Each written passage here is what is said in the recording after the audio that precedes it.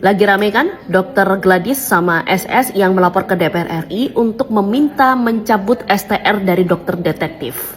Tugas Komisi 9 DPR RI ini adalah yang membidangi kesehatan, ketenagakerjaan, dan jaminan sosial yang dimana untuk meningkatkan kualitas pelayanan kesehatan, melindungi hak-hak pekerja, serta memperluas cakupan jaminan sosial bagi seluruh rakyat Indonesia. Ingat, itu tugas utama Komisi 9 DPR RI.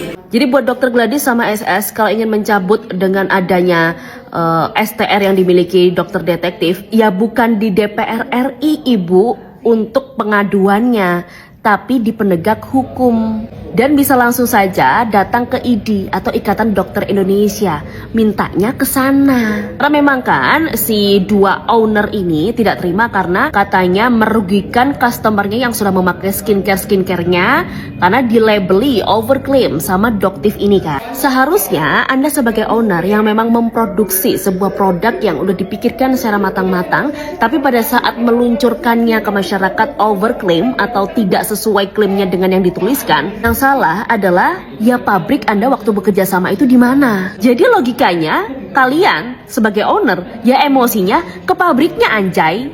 Apalagi kalau misalkan ada orang yang masalah wajahnya adalah berjerawat dan sensitif, ya rugi dong kalau pakai skincare overclaim, akhirnya gak akan ngaruh di wajah kita.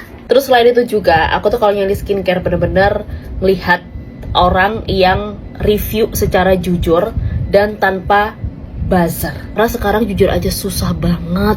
Bahkan sampai ke pemilihan micellar water yang aku tuh cari bener-bener aman banget buat acne prone skin kayak aku. Juga ngecek kalau produk-produknya Ferabi ini adalah bukan produk face beauty. BTW micellarnya Ferabi ini karena memang ada oilnya, jadi sebelum kalian pakai harus dikocok terlebih dahulu ya, jadi biar nyampur. Bisa dibilang micellarnya Ferabi ini cuman satu kali swab,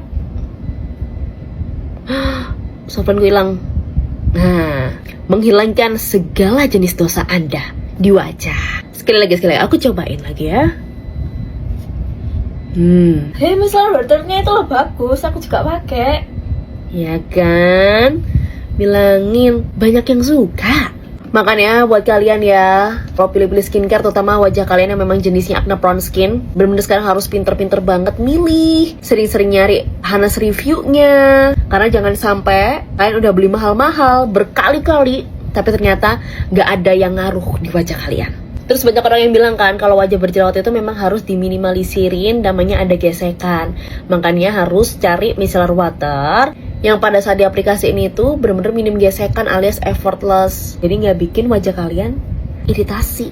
Apa kalau micellar waternya ini ada kandungan oilnya, jadi bener-bener gampang banget buat ngilangin produk-produk makeup yang waterproof, transfer proof, dan proof yang lainnya. Gimana?